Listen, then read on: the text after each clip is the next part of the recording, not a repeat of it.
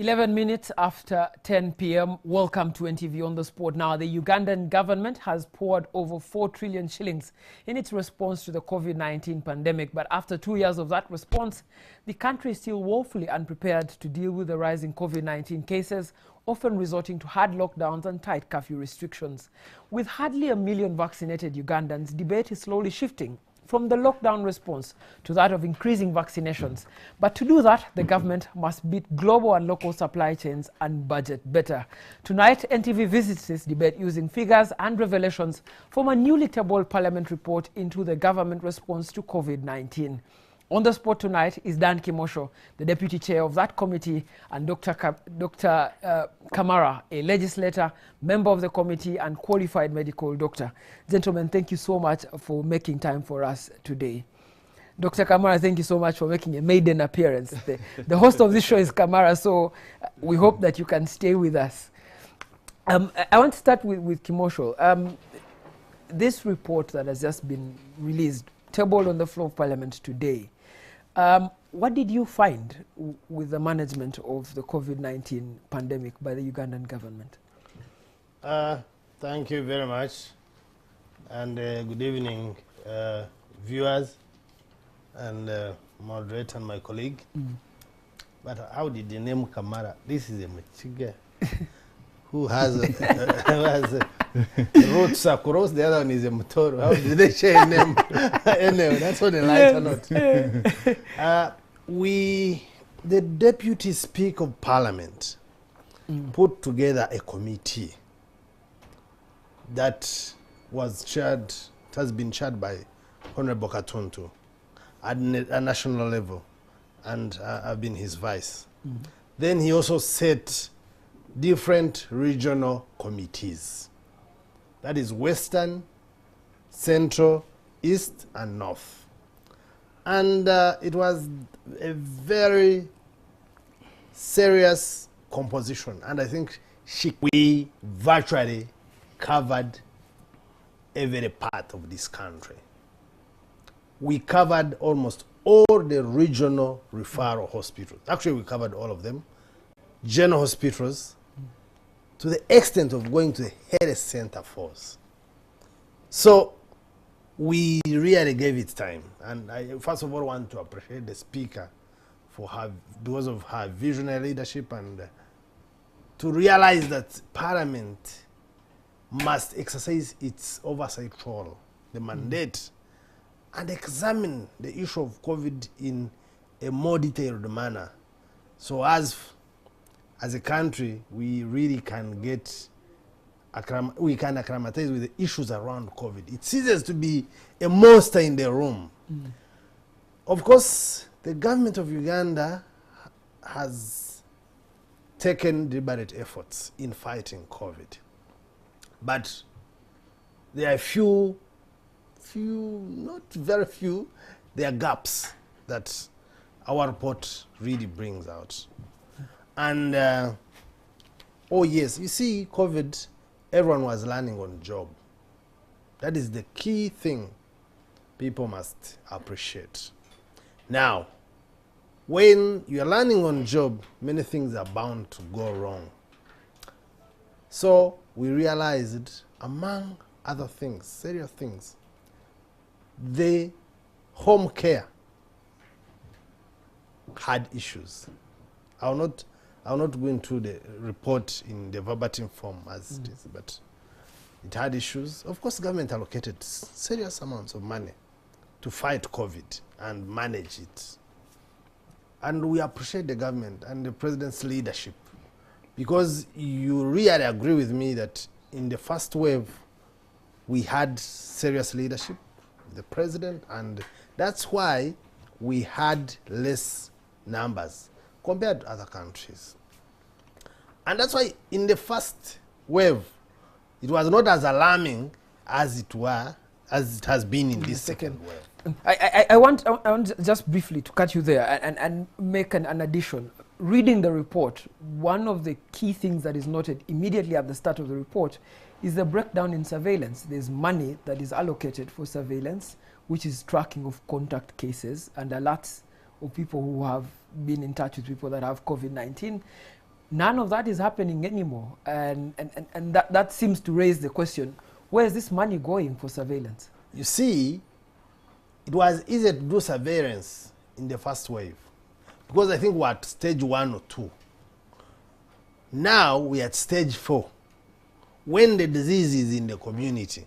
So you do not know who has it, who doesn't, and it may be very hard for you to even do the surveillance and the tracing. And even when you do, given our infrastructure, the health infrastructure, you may have nowhere to accommodate the numbers. But there were issues that maybe, we did not go much into financials.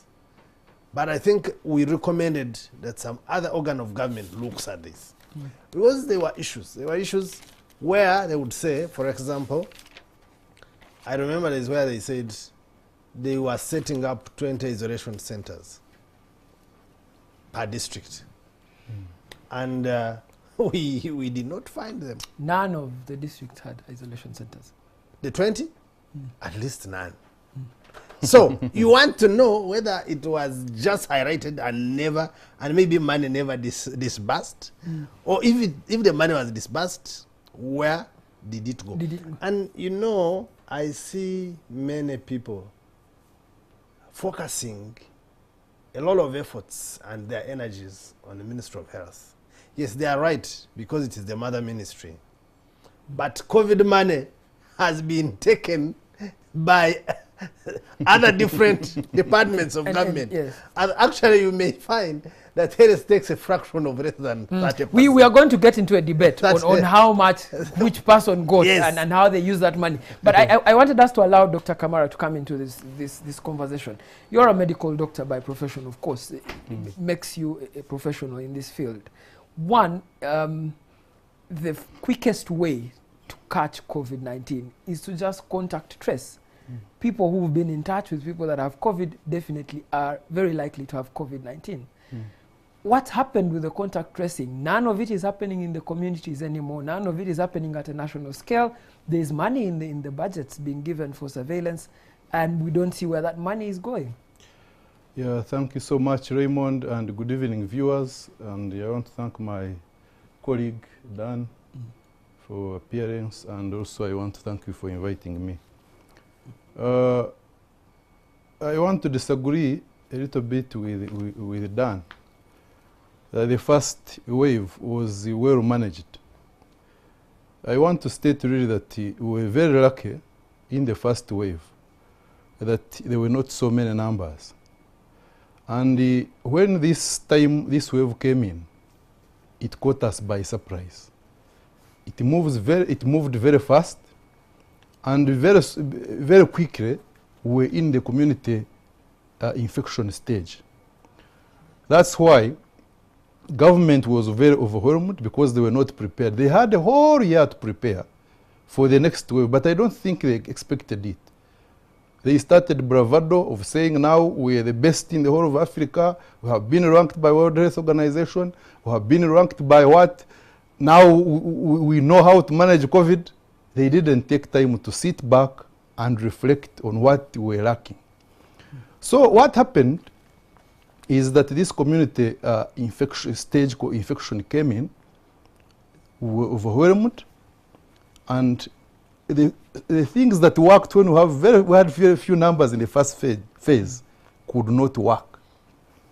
Therefore, you cannot tell people now to contact trace. The numbers are there were so many, at least for the last few months.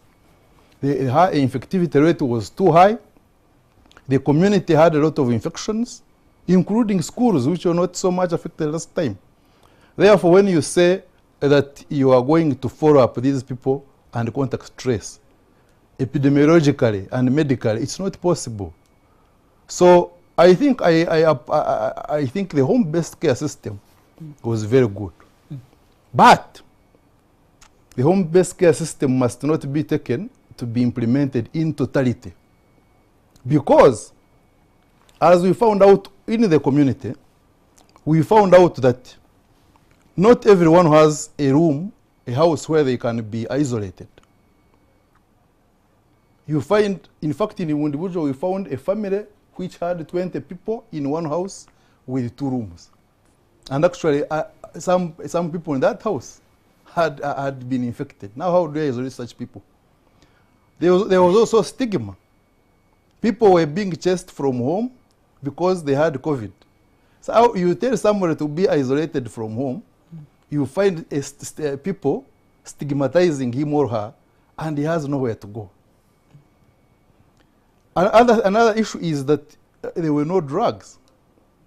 So what home-based care system was doing was just to stop at advice, diagnosis, sometimes if the kids were ready, then they tell the patients to go home.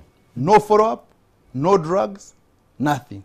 But Dr. Kama, if I could press you a little bit harder on this, you say that contact tracing is epidemiologically impossible given the number of cases. And yet, in the report written and drafted by a committee on which you sit, you recommend that surveillance efforts should be kept up. You recommend that district monitoring teams should be kept up. District monitoring teams which were set up specifically to continue this contact tracing effort. Yeah. And those two are at odds with each other. What we recommended as a committee was that surveillance should be increased. Surveillance is mainly for the cases who have symptoms. And once you go to the community, at this level, you want to find out people who have symptoms. And also, you could follow up. You could follow up the contacts. But testing all of them, probably it is hard. So, following up of the patient, for example, at the districts, all the districts we went, we found out at that time that they had not received any money for surveillance. Surveillance goes all over so many issues. And one of the reasons the surveillance must take place is this home-based care I'm talking about. Because you cannot send a person home and then don't follow them. That's also surveillance. Surveillance is not only about people who have not been tested. It is also about people who have been tested and are being followed up. So surveillance is good, but for contact tracing, at this time, it has to be reduced. Important is make sure that you identify people with symptoms. Once you identify people with symptoms, you test them. How you identify them? That is how the people of surveillance go to the community. Then those who have been tested must also be followed up in their homes. Once you have the facilities, you can follow them. But we found almost surveillance money, people were not facilitated. From the health worker who is supposed to go to the village, from the VHTs, and the people who were supposed to care for people at home. So it is not only about the people, it is about the people are not contacts, but it's also about people who are infected and those who have symptoms. Dan, if I could bring you back in this conversation, a lot of Ugandans, and you'll hear them even if we allow phone calls now, are not willing to go back into a lockdown. Everyone says their businesses are collapsing during the lockdown. Everyone complains that their lives are coming to a standstill because of the lockdown. But without vaccination, the only other safe way to avoid another lockdown is the things that we're talking about. Tracking the cases early, reducing the number of cases in the community and the spread in the community. And this one effort called surveillance, this one effort called contact tracing seems to be failing. But Parliament seems to be suggesting, give money to this effort. It's failing, but give it money. And you've been in the medical circles. How different can we approach this so that 2 months down the road we're not back into a lockdown? You see, what comes out clearly in our report and in our tours across the country and across border, even in other countries, for us at least to have some level of comfort. As a country, we must vaccinate the people. There is no other alternative to it. If we are talking about best management, that is number one. Priority number one is vaccination. That's why I'm very concerned, and I think we really highlighted it in our report if you read it. If you do small calculations, we would need roughly 900 billion at maximum for us to be able to buy vaccines that can help the country to develop herd immunity, even if you say 1 trillion. we have so far spent, I think, close to 5 trillion in things that you cannot touch or even see. So, yes, I know there is a lot of hurrah around vaccines. And, you know, it involves a lot of theories about hoarding, about who paid when, and now they're the ones dictating the terms. But I am looking forward to a time when we appoint a high-power delegation to negotiate with the manufacturers of these vaccines, and we get vaccines. From there, you see, even when you want to take us on some of these recommendations, for example, recommending that surveillance should go on, there is no way you can do it if you have not vaccinated. You must do surveillance. And why must you do surveillance? Surveillance then would help you to know who do you keep at home. Who do you put in self-isolation at home? And even when they are self-isolating at home, who is tolerating later on to be evacuated for further management at the health facility? You cannot dodge surveillance. And we are not, I mean, if you read our report carefully, we are not saying surveillance does not work. We are saying it was not done in a right way. So we are saying, let's do it in a right way. And if, oh yes, we agree that we must do it in a right way, there is no other way you'll do it without facilitating it. So while we certainly appreciate, first thing, vaccination. But now, after vaccination, we must also do other things. Or as we vaccinate, then we must also do other things. Dan, Surveillance inclusive, setting up enough ICU beds, motivating health workers, and we stop taxing their risk allowance. You see someone, you know, for you to go, I really don't know how people think about some of these ideas. That the health worker, a nurse, my nurse, in Kazo Health Center 4, has put her life at the front line. You are paying them 70,000, 80 or 70,000 in allowance. Then you go again and follow it. I mean, you want Parliament first to recommend, you know, you are at a level, you know, that is really intriguing. I know we are going to talk about the exemption of health workers' taxes, but I want to take you on vaccination. On this show, on the spot, the health minister, Dr. Rusa Cheng, has said, we tried everything possible to get vaccines. We got in the global supply chain for vaccines. We are at the bottom.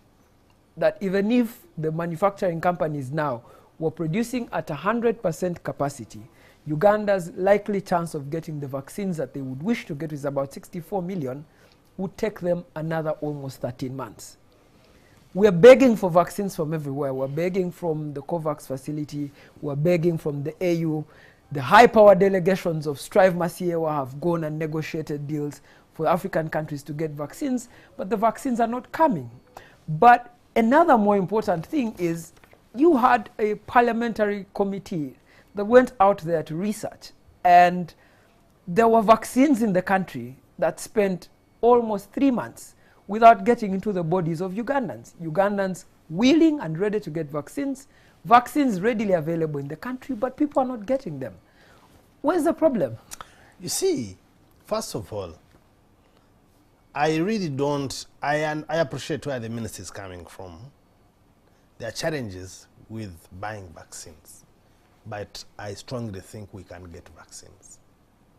We may not get 100% to our target, but if we make it our business to get vaccines. You see, first of all, there was a delay. Last parliament had appropriated money.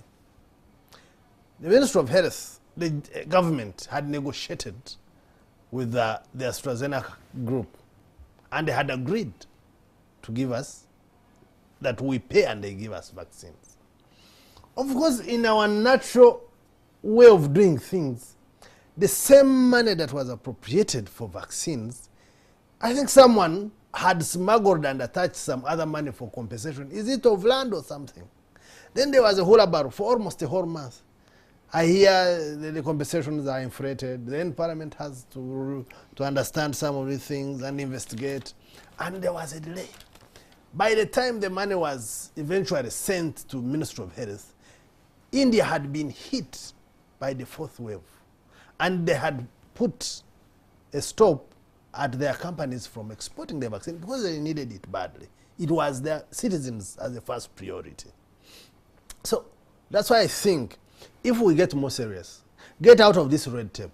I actually am one of those who think if it requires us to categorize money for vaccines as part of the classified expenditure, let's do it.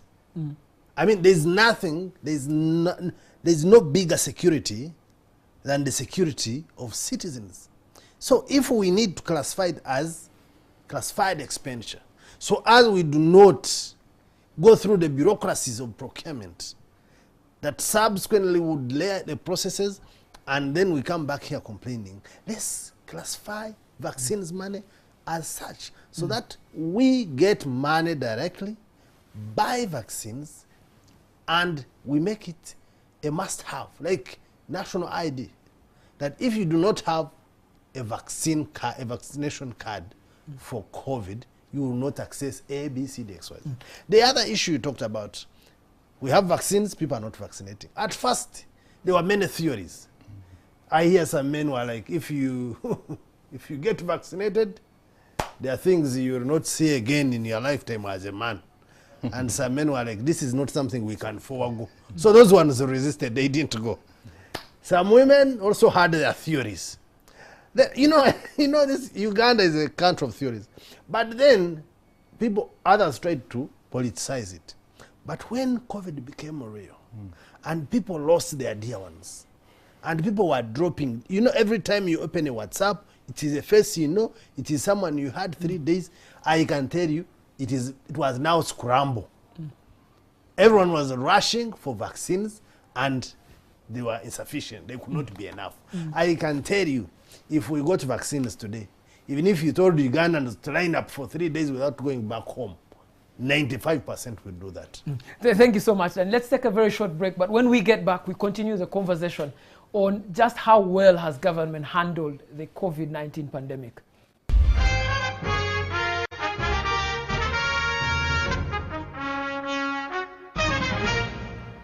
Thank you so much for staying with us on The Spot. We're discussing the government handling of the COVID-19 pandemic. Dr. Kabanda, before we went into the break, Dan was saying, look here, we can't skip the red tape, we can skip the bureaucracy, and just go ahead, classify the expenditure for purchase of vaccines, purchase these vaccines, vaccinate Ugandans.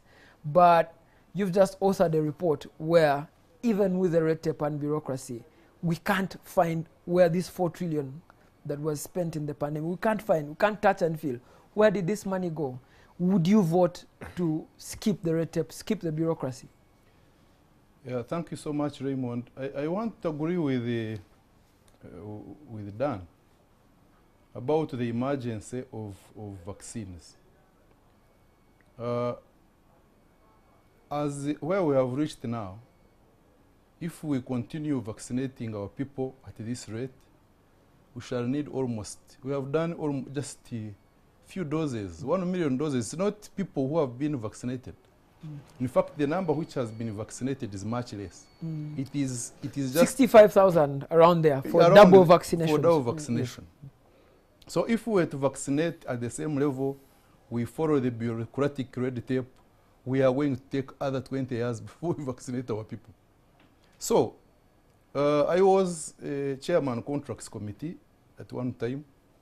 There are several ways you can procure, and one of them is emergency procurement. Therefore, I would, and in any case, there are several things which have been procured in an emergency way, like oxygen plants. We procured using emergency procurement, but they are very controversial. I think you are the people who produced the report. on one of your programs. So for vaccines, it's an emergency, and I would really encourage government to procure vaccines as quickly as possible. I also want to agree with Dan that wherever we passed, you know, I told you that the first wave was not serious. Wherever we passed, people were yearning for vaccines. This is not business as usual. People have realized that COVID is real, it kills people, and sometimes when you survive, you just survive by a whisker. So people are willing to take vaccines. In this time, the minister has been insisting that they don't have vaccines, and they cannot get vaccine on the world market. But at one time she told us that if they were not going to use COVAX and World Bank and the usual procurements, we can get this vaccine. Instead of $4, we can get this vaccine at $15. That is AstraZeneca. And we calculated immediately, the people who know what Dan is, who know a lot of mathematics, Katesh, they calculated, I think they got 2 trillion, which we can use to procure these vaccines. How much have we spent? We are in 4.1 trillion. How much have we lost as far as the economy is concerned? So much. Our children have been at home for almost 2 years now. We don't know even you don't have a plan. But what pains us most is that actually the minister told us that we asked her, what is your plan? And she said, I don't have a plan. The second question, I don't have a plan. Can you imagine? That up to now, vaccination is the most important thing that we are looking at. It is the mainstay of prevention. But the ministry has not come out to give us a plan for vaccination. Therefore, it is an emergency. For me, I'm not looking at this wave, because this wave is going, and it is not because the government is so competent. Uganda is very lucky. Uganda is very lucky, and the people are saying now that you have opened Chikubo. But no, last time we opened during elections, you know what took place? People said it is going to come back. It didn't come back. I hope that it will not come back. But if we don't vaccinate, the third wave surely is here with us. It will come. Therefore, this time, it has the infections have started going down. This is the time to prepare by vaccinating. If we don't vaccinate, then we are going to have a third wave. It could be worse, because people are already intimating that the strain from Delta, we shall have another one. In fact, today, the herd immunity is said to be around 70%, but it is said that the herd immunity has been pushed now to around over 80%, because the strain now that has come is more virulent. Therefore, for vaccination, politics aside, we are together. It's an emergency. We must vaccinate our people, push the economy, take our children to school, and also keep on with our lives. Dan, if you could just have the last word on this.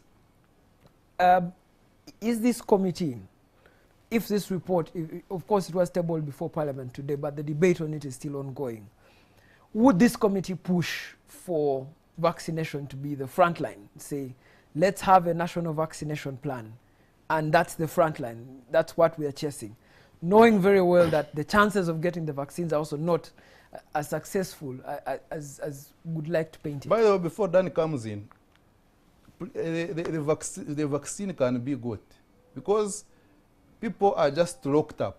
I think there are people who have got a deal, and you know it's a big deal. So I think really we can get a vaccine. When we were meeting the private sector, some people were willing to bring vaccines here. And do you know what the government said? They said, no, you don't bring it because you are private sector. You are going to mess it up. But the private sector is treating 45% of the Ugandans. In any case, the government does not even have drugs. When you make a diagnosis, where do you get the drugs from? Private sector. But Dr. Kamara, before we leave this point, there are only about 4 factories producing this vaccine, and all of them have supply chains. Dan there knows how supply chains of drugs work, and each of them is saying, look here, there's a list who came first, and we are following this list. And like I've told you, Uganda is in the bottom half of this list, as are many African countries. Where would you suggest that we get this vaccine? Do you have ideas and say this Ministry of Health is failing to pursue this idea? I give you an idea, because the minister herself told us that there are vaccines outside the normal market which are costing $15 per vaccine. We counted, and we think Uganda can manage it, because there is money which can procure these vaccines. Because we have to make a choice. Either we procure the vaccines, vaccinate our people, and go, at least go on with a little bit of normal life, or wait for a third wave, and which we don't know how it will take us. Dan. Thank you. You know, first of all, I want to first disagree a bit with my colleague, Honorable Kamara.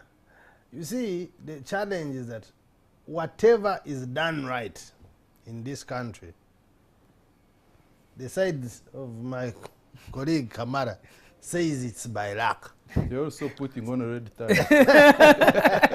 We must clarify which parties. You know, and when it is done, when it doesn't happen to expectation, then they say, no, naturally government is supposed to fail.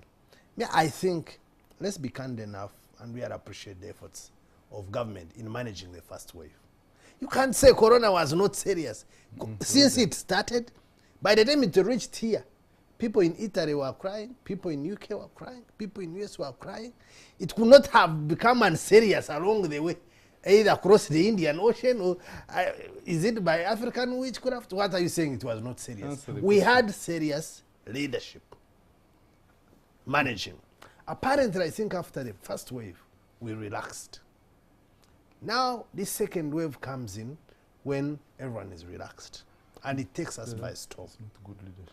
Now, and of course, when the government came in again, they managed, and we can see significant change. But of course, I think it's not sustainable without vaccinating a reasonable number. But still, you were asking, would we recommend vaccination as the only frontline issue? Certainly, yes. And I believe we can get vaccines. What is the issue in question is at how much would we get these vaccines? We may get them expensively, but I want to agree with Kamara that we can get these vaccines expensively, but we'll get the vaccines. 2, we need to explore the alternative of private sector players.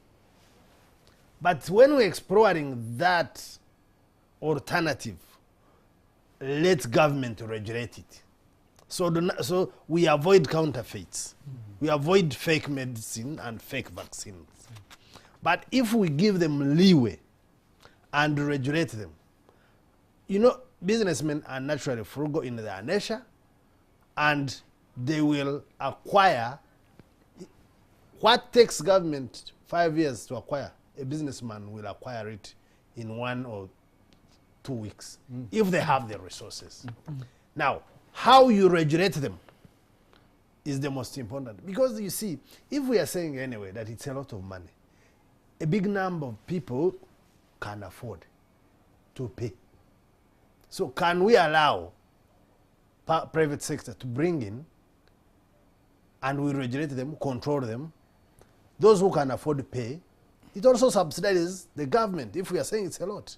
And then government concentrates its efforts on getting for the other entire population that may not afford the biddings from the private sector. Because Ugandans are paying 120 to 150 million to pick dead bodies of corona victims. So I think they would part with 80,000 because they have been parting with it, some category of people, to get yellow fever and the rest. Then, aware of the fact that there is another category that cannot afford, and the bigger one, then government also concerts its efforts in galvanizing its resources together, and then we get vaccines, even if it were slightly expensive for that group of population.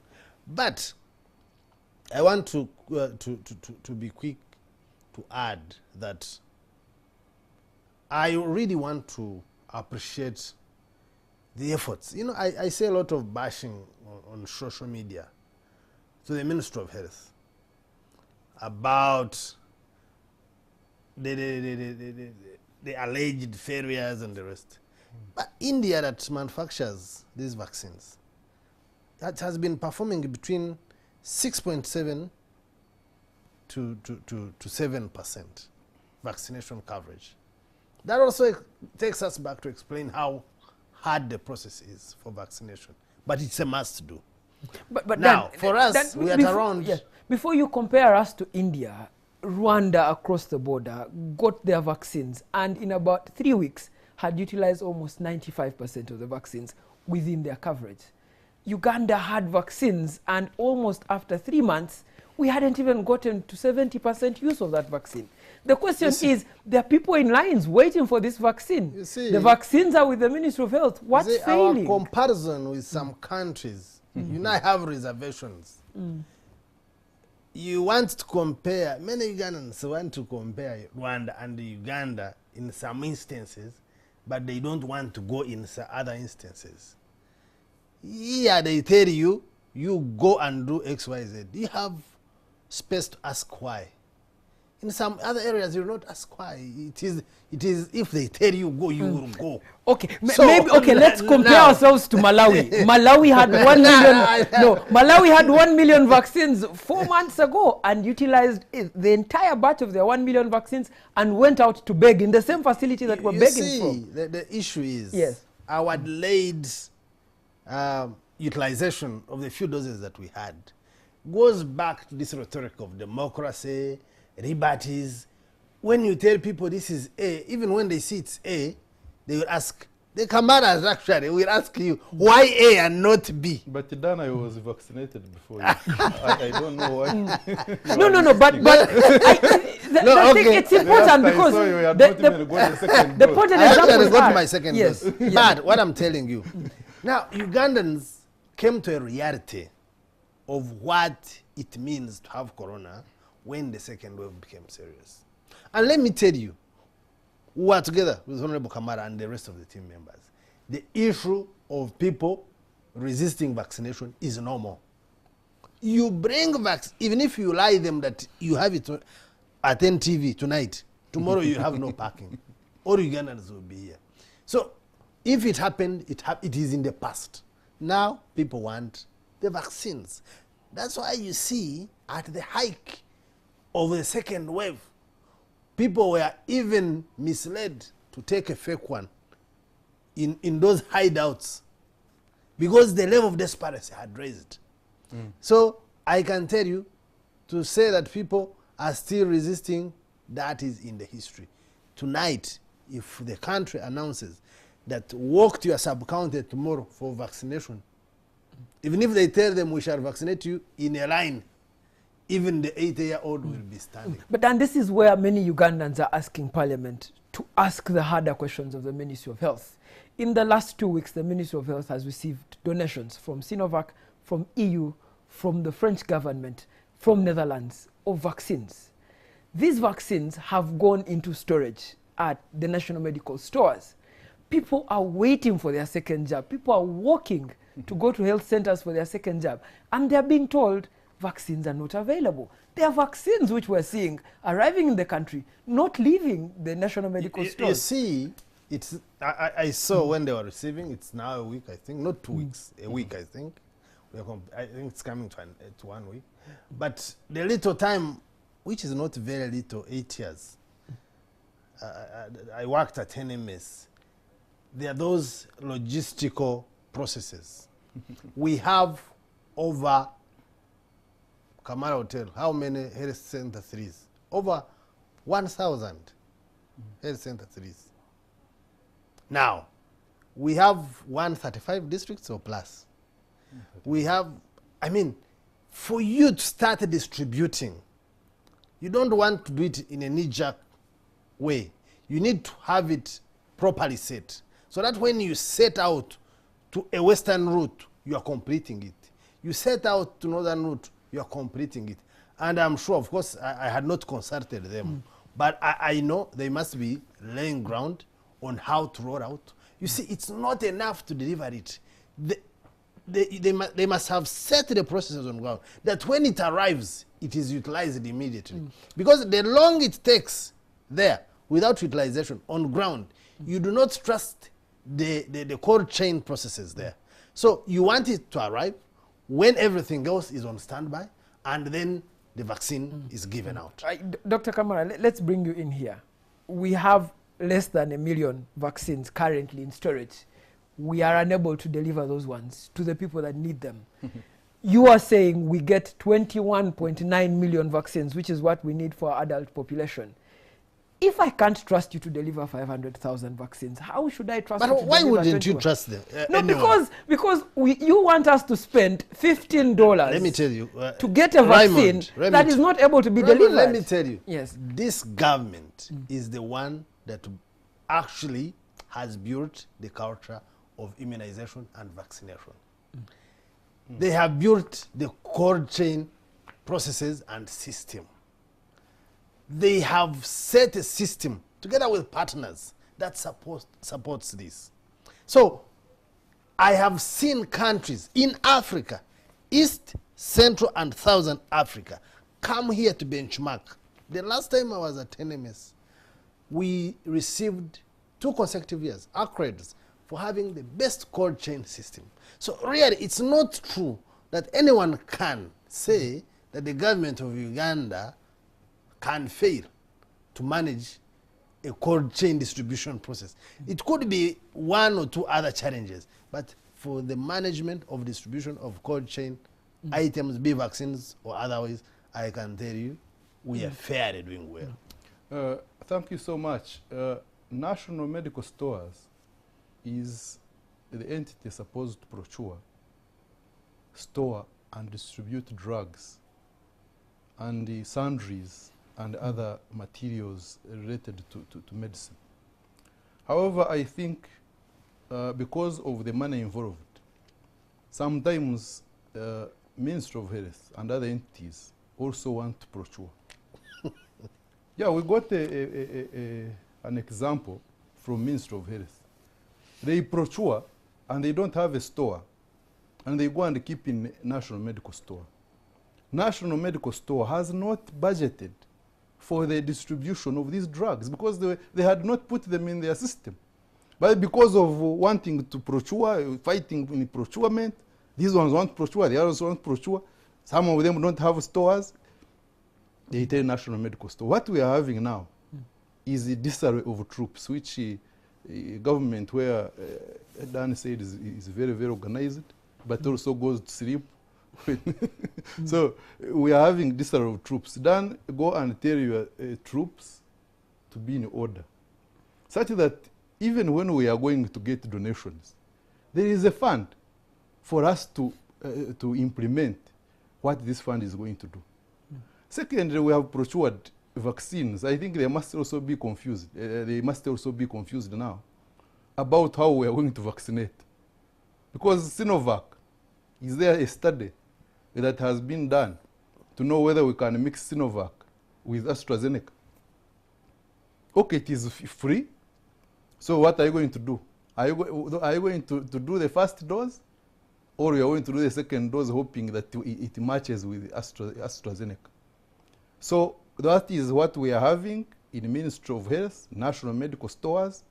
Our report is very clear about the disarray of these troops. Even the Ministry of Finance, they come and say this, we gave this money, and the Ministry of Health comes and denies.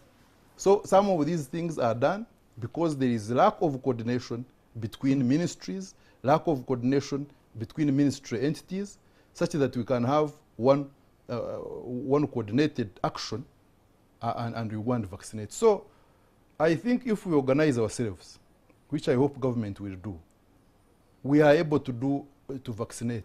Unfortunately, there is this talk that private entities should be discarded. It is government's work.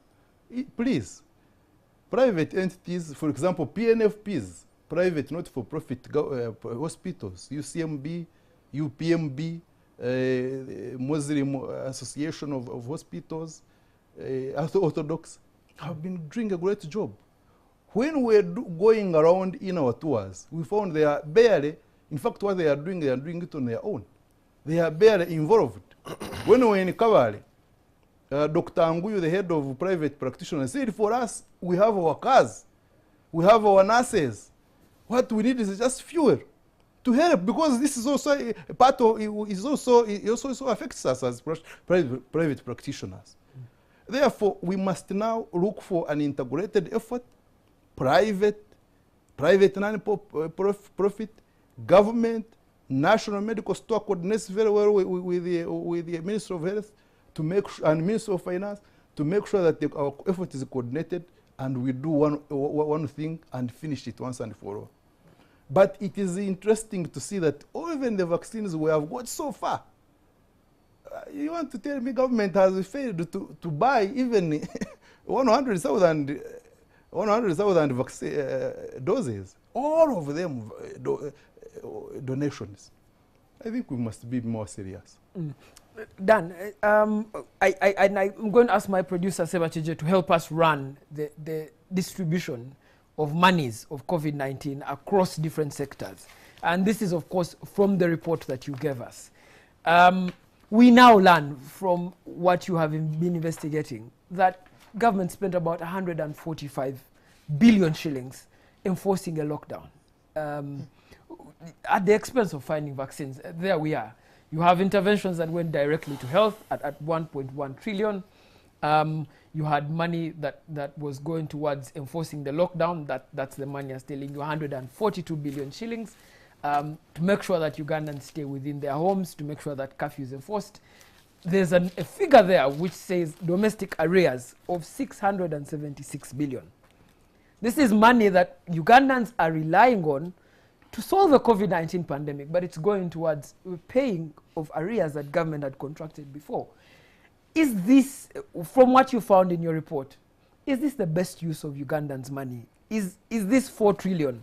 Has it been the best use of the money in solving this pandemic? Thank you very much, my brother. I think we need to reconsider some of our priorities. You see, I appreciate where the government was coming from during the first wave. You see, we are doing more or less a copy and paste from how other countries were doing it. The only difference between us and some of those countries, the developed countries, you only tell people and they will understand you and do what you tell them.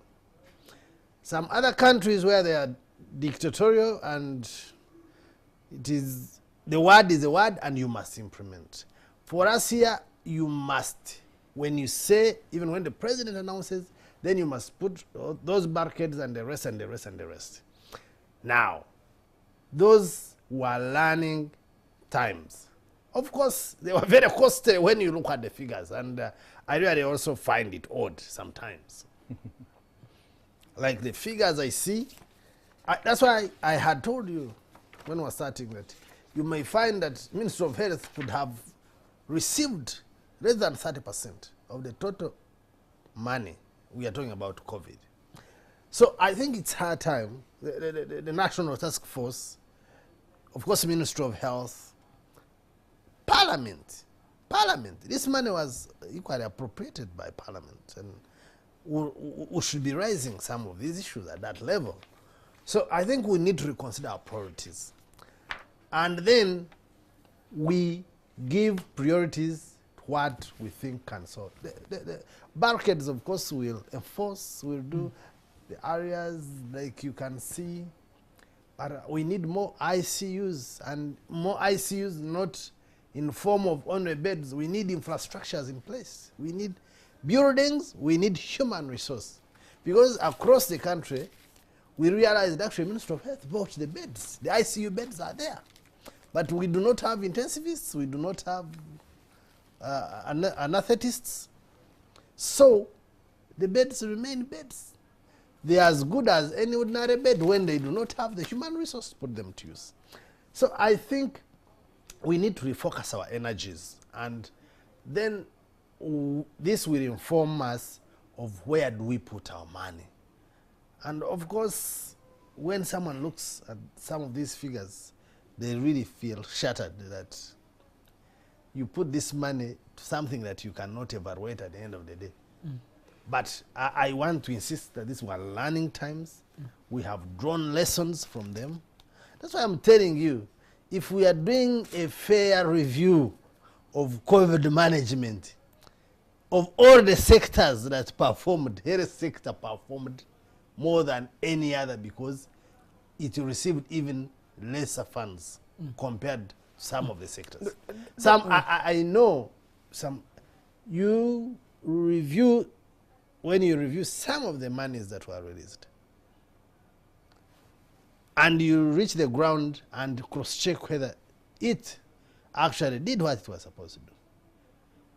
I mean, the ground doesn't know about the figure, and then you're wondering what could have happened during the process. That's why at some point we thought it was necessary to have a COVID fund, so that you have one disbursement center. You avoid this horrible of sending money to Canary, I mean to Raymond, then Raymond sends it to Dan, Dan sends it to Kamara. Yet you know the destination. Why are you doing these whole rounds? And at every point where it reaches, they call it a quasar, you know, some figure is lost. So we thought at some point that we may need a fund, so that if we say we need 4 trillion for insurgency, we put it in the fund and say this is for vaccine, and it goes directly to vaccine. This is for RDCs, it goes directly to individual RDCs. You do not first go through the presidency, then go through police, then you go through the police to reach DPC. You go through presidency to reach RDC. You go through who to reach who. We thought we'd have one center, disburse this money, and then it becomes easy to follow up. You don't need to interview 3 people to know whether the money reached and did the work it intended to do, or whether it did not reach. Dr. Kamara, I want to bring into this conversation. Everyone seems to push these COVID monies away from them when it comes to accountability, but everyone wants the money when it comes to disbursement. One very classic example of what Dan described as Okozam is Ugandans had been waiting for a relief fund, which the Prime Minister said was coming, 53 billion shillings. We learned this week from Parliament again that government used about 1.2 billion shillings to be able to send this 53 billion shillings. And the question at the heart of this is, you sit in Parliament, you could have stopped this policy disaster from the onset. But none of that has been stopped. You've written for us a report where at every recommendation you say government must account, government must account. But it's your role to demand accountability of government. It looks like Parliament also abdicated its role in the COVID-19 management. Yeah, in this relief fund, we must confess that maybe the NRM caucus was involved. NRM caucus? I don't know, but as Parliament, we're not involved. The only time we're involved is when we summon the Minister of Gender.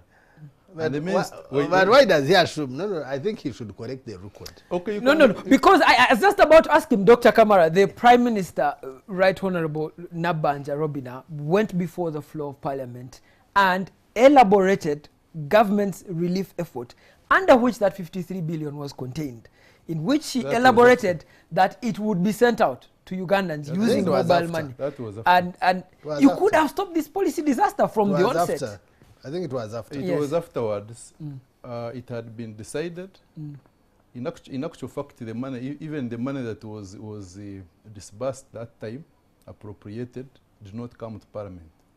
When I asked why, they said once the money is below 4% or 3%, it does not come to Parliament. Cabinet may just appropriate it and come to report later. Actually, for information, So just they Honorable got Kamara. 2.9%. What happened?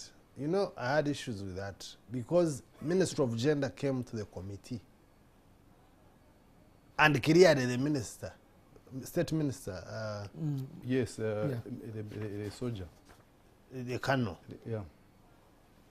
By the time he left, he had actually considered that they were not ready with the lists, that the lists were mixed up. And he committed himself, made a personal commitment, not requested by the committee, if you remember, Honorable Kamara, and said, we need 2 weeks to review these lists. And that was our agreement with him before he left the committee. 2 days after he had left the committee, Right Honorable Prime Minister disbursed the money. And me, when they tell me there were double payments, I don't get surprised because it was. They did not bring it on the floor of Parliament for us to debate. They just passed it, and they came to say, we have decided that we do this. So, and when we summoned the Minister of Gender, we were very surprised because governments all over exist because they want to serve the most vulnerable people. But to find that the Minister of Gender does not have a database of vulnerable people in Uganda, they were just sending out. The first time they were sending out, they were saying, now go calling the LC1 chairman and the other people, town clerk, look for the vulnerable. We reached one place in Western Uganda. I don't want to mention. I asked the town clerk that, how are you doing it? He said, these things, as long as we send the number, for us, we don't mind. We shall just go near and get the number and send. Now, another issue about the money is not only about this relief money. By the way, health, I was in health for 20 years. I'm a consultant physician. I have been working in government hospitals almost all my life. I want to applaud my fellow health workers. But when I'm saying government is disorganized, I'm also standing on behalf of health workers here. They are suffering. We found health workers infected. Some of them were infected with COVID already because of lack of PPE.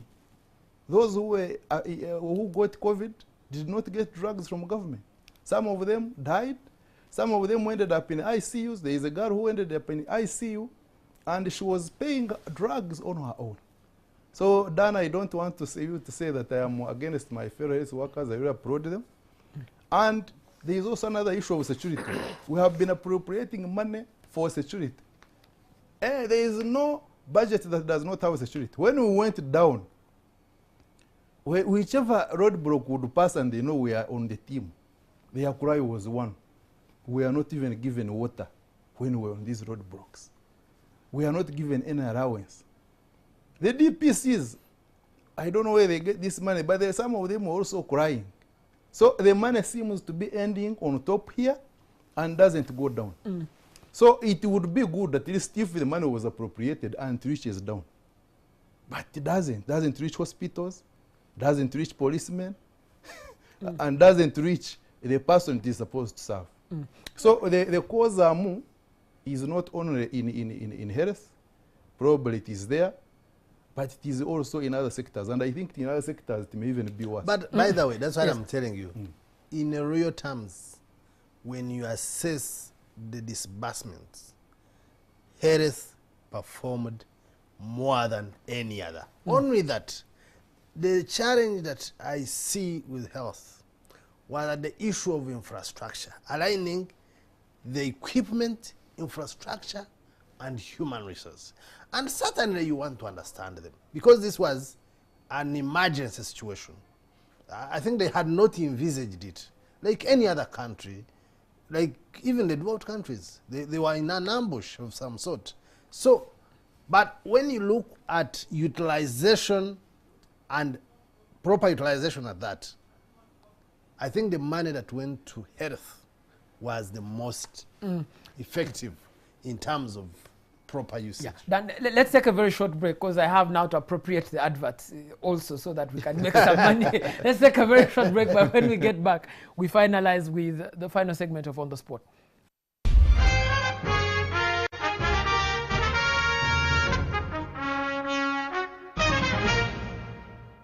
Thank you so much for staying with us on the spot. This is the last segment of our show today, and we're discussing the government effort towards fighting the COVID-19 pandemic in light of the new report that has been released by the Parliament of Uganda, which report came out of a committee set up by Parliament to find out just how well government was doing.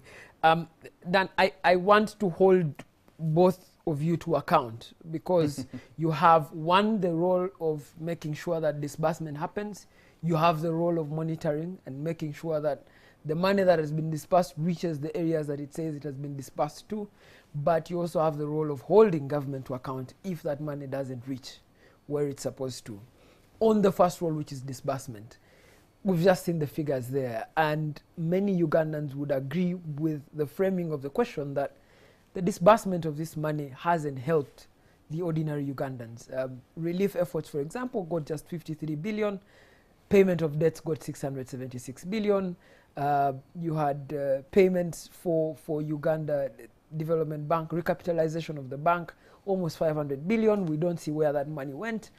And the question at the heart of it now is, moving forward, how do we avert this disaster of appropriating COVID-19 monies in a way that doesn't help in the COVID-19 fight? Starting with you, Dan. Thank you. I had hinted on it. We must reconsider our priorities. 2, we must make thorough scrutiny of what was spent. No doubt about we cannot have an alternative to that. We must do thorough scrutiny so that it informs our subsequent decisions.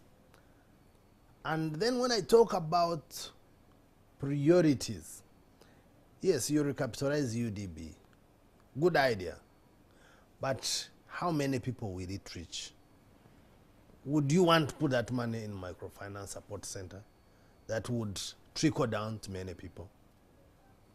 I was shocked when we interacted with private health prayers, and they told us it was very difficult to access money from UDB than it is to access money from a commercial bank.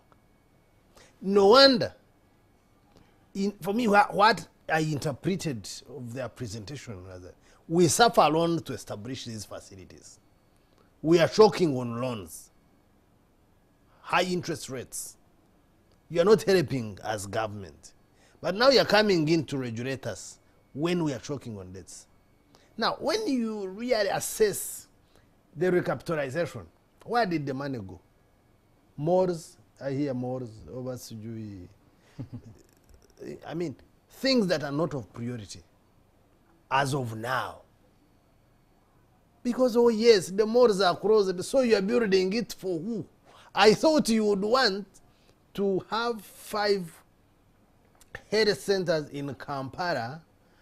For example, I'm just giving an example, Nakasero and the rest, get a cheaper loan, equip the hospital with all the required ICU equipment, paying very little. You first of all give them a grace period, a longer grace period, and then charge little interest on the money, even if you waive it, by the way, and they pay the principal, if they have put enough equipment in the facilities. And then they reduce on the charges, the high costs that they charge, because they also claim they're already squeezed on their side. And you're helping Ugandans to access this service. If you do that to 5 facilities in Kampala, in Mbarara, in Soroti, as UDB. By the way, any creative bank should have set up that scheme to attract. I see them, the commercial banks, every day they be hovering around Parliament, selling their loans. They have all they will tell you 1,000 products. So you're wondering, these UDB guys receive the money, keep with it. They do not interest anyone, even when we are midst very turbulent times. Yet now the solution is to boost our health sector. And then when they are giving us lists of who they gave the money, they tell you malls and these splashy buildings around town for 1, 2, 3 people when 30 million people are suffering. I mean, those are the areas that we need to scrutinize. That's why you see, for me, I come back, even when there are challenges with health sector, they have at least done their best. You can't compare them with someone who they give money in COVID and their target is building malls that are closed. So who are you building them for? Dr. Kamara, how do we avert this appropriation disaster that Parliament, the previous Parliament, left with us, and which very likely will be continued with this Parliament? You know, what I've discovered in my short life in Parliament is that we talk sometimes, but we have an executive that does not listen. For example, there are so many things we have said in the committee. We have talked about vaccinations. We have talked about PPEs. We have talked about the ambulance system, which is in tatters.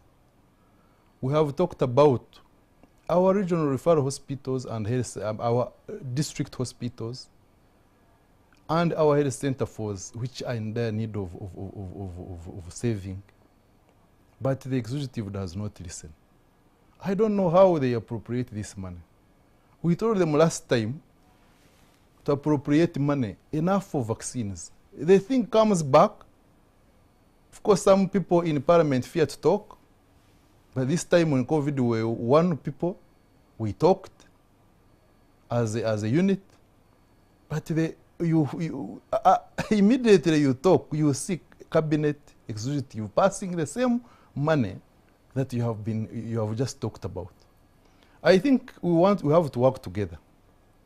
We are all Ugandans. We care for Ugandans. Uganda is for all of us. There is no one who is more Ugandan than any other. We must listen to each other. Let executive listen to the legislature. Let us listen to each other. Let us work together. Otherwise, this thing of mob justice I see every day in Parliament, then what? Oh, then people know what? Sometimes it is good to say but there are times when you don't need to you need to come together and say, this is an issue that affects all Ugandans. Let us work together. Secondly, by the way, I'm happy that the report has captured the attention of Cabinet. I don't know whether the move is in good faith or in bad faith. Today it was stopped. We stopped the discussion of this report. I hope it is in good faith that Cabinet is going to look at it and have some few things to avert. But if it is in bad faith, that they are buying time, that they keep this report somewhere, maybe COVID will be going away, then afterwards they come and say the report was not right because after all, we managed to to avert the COVID disaster which we had. I think that will be very bad, and that will not build Uganda. Let us listen to each other. Dan, in your final words, what's the future of this report? Where do you see this report going now, logically? You see, for anyone to use this report is to their advantage, to their own advantage. Because if we tell you that let's concentrate on looking for vaccines, if you take it in good faith and buy vaccines, the credit will go to you as the implementer. It will not, no one will even remember this committee that it made that recommendation. If we say that let's put a fund for COVID so that we avoid overscattering, being everywhere and nowhere, And if it's done and the money trickles down well and we manage COVID properly and there are no complaints, no one will remember this committee. It will come as a reference point. It will not be at the front. People who receive medals, I'm sure none of them will be a committee member for that reason. So whoever picks it in good faith and implements the better part of it, and it helps them improve in their daily performances, it's better for them. Whoever takes it in bad faith, fights it, shelves it or throws it away, it will be condemnation. You know, it's like the Bible. The 10 Commandments are clear. Which verse? The 10 Commandments are clear. Yes, that's the truth. The 10 Commandments are clear. Yes. So when they tell you to do what you're supposed to do, and of course, like my honorable colleague, and you don't follow, the day of judgment is you and your God. And the day of judgment in the political arrangement and in this public arena is the public harsh judgment that you'll get on a daily. The more you take it in good faith, absorb it, implement it, and it helps you improve, the more public will appreciate you, the more you'll get accolades. Who knows? People have got very serious positions in unique ways. The more you can be elevated to anywhere. So for me, I will not plead with anyone to implement the report. No. It is to their advantage to implement the report. I really want to appreciate the efforts, the